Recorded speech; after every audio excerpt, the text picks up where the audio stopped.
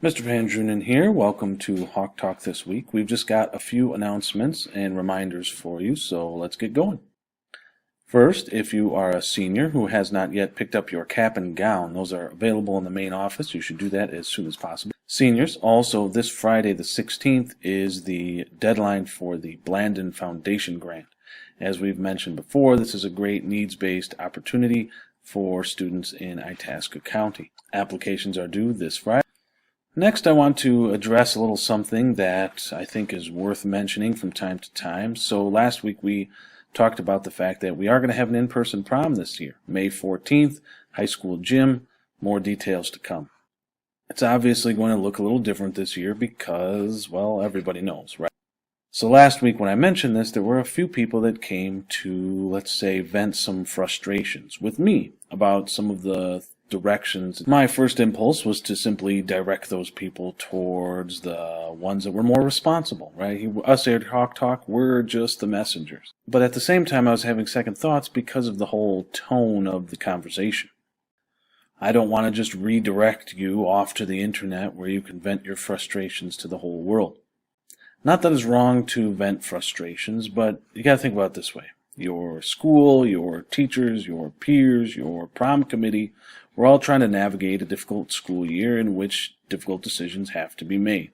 So when you remember that human beings are on the other side of the decisions, and they're not waking up in the morning just to be cruel to you, that might be a better place to start.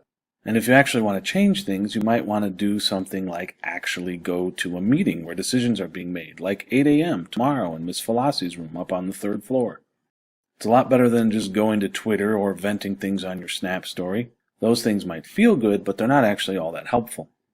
So I'm not saying that it's wrong to always sort of question or offer suggestions, but you have to go to the source and you have to come with the right tone. So a few people came to me wondering why Hawk Talk was ignoring the success of this year's hockey teams.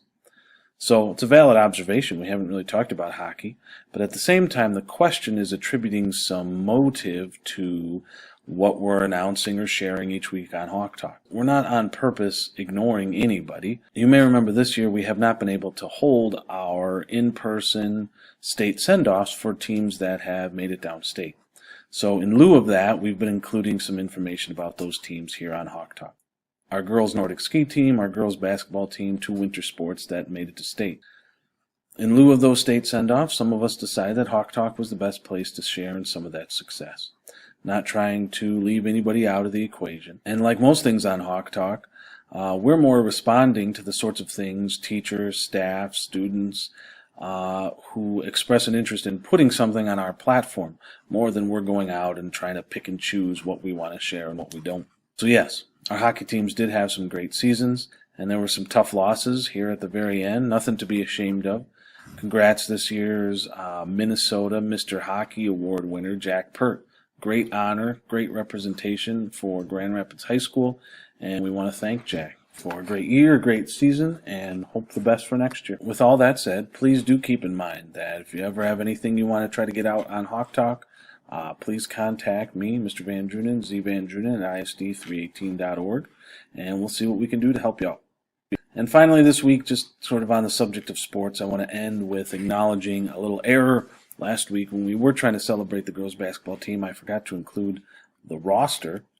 So, my apologies to Sydney Burgraff, Peyton Skelling, Katie Jamgard, Kyra Giffen, Hannah Hofstetter, Bria LaPlante, Jessica Lofstrom, Taryn Hamling, Jenny Bowman, Samantha Brink, Amanda Sherping, and Riley Lepinen.